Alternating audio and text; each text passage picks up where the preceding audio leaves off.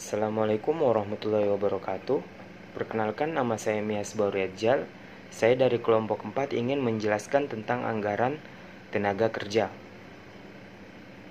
Yang pertama adalah pembagian tenaga kerja. Pembagian tenaga kerja dibagi menjadi dua, yaitu tenaga kerja langsung dan tenaga kerja tak langsung. Tenaga kerja langsung pengertian pada prinsipnya terbatas pada tenaga kerja. Tenaga kerja di pabrik yang secara langsung terlibat pada proses produksi dan biayanya dikaitkan pada biaya produksi atau pada barang yang dihasilkan. Sedangkan tenaga kerja tak langsung pengertiannya terbatas pada tenaga kerja di pabrik yang tidak terlibat secara langsung pada proses produksi dan biayanya dikaitkan pada biaya overhead pabrik. Dan selanjutnya adalah tenaga kerja langsung mempunyai sifat-sifat sebagai berikut.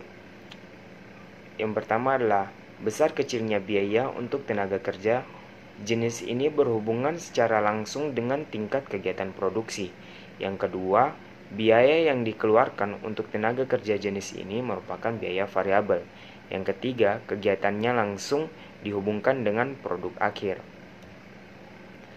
Selanjutnya adalah tenaga kerja tak langsung. Mempunyai sifat-sifat sebagai berikut, yaitu yang pertama, besar kecilnya biaya untuk tenaga kerja. Jenis ini berhubungan secara langsung dengan tingkat kegiatan produksi. Yang kedua, biaya yang dikeluarkan untuk tenaga kerja jenis ini merupakan biaya variabel. Yang ketiga, kegiatannya langsung dihubungkan dengan produk akhir. Selanjutnya, perencanaan dan pengendalian biaya tenaga kerja mencakup masalah-masalah utama dan rumitnya.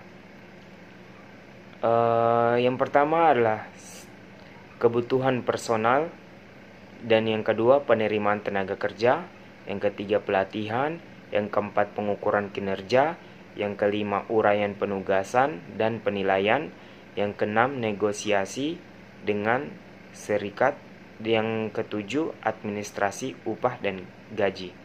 Selanjutnya akan dijelaskan oleh Ferisky Aprilian, rekan saya.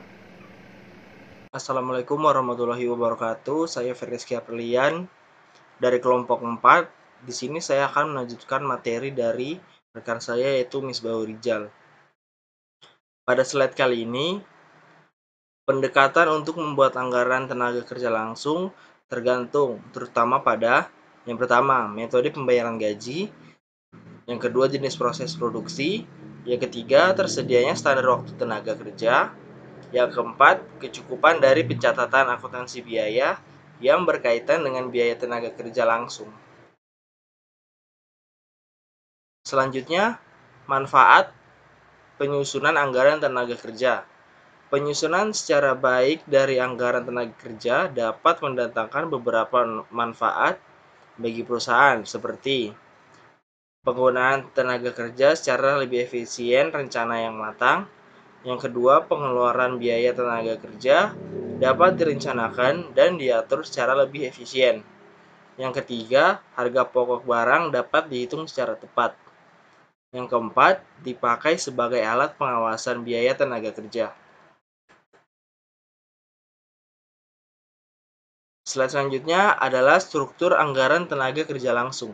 Anggaran tenaga kerja langsung harus selaras dengan struktur dari rencana laba tahunan. Oleh karena itu, harus memperlihatkan biaya dan jam tenaga kerja langsung yang direncanakan menurut pusat tanggung jawab, waktu, dalam kurun bulan atau kuartalan, dan menurut produk.